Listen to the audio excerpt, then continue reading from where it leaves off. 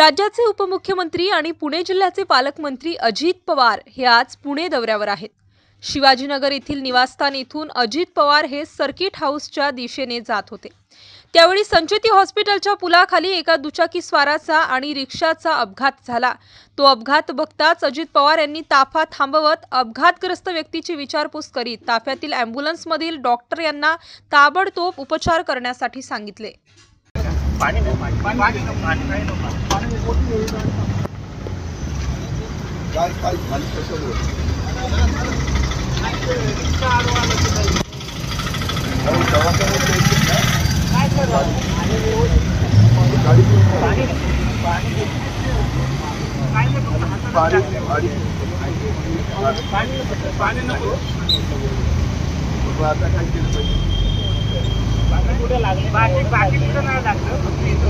इथं याच्यात संचेतीत घेऊन जा ना, दवा संचेती ना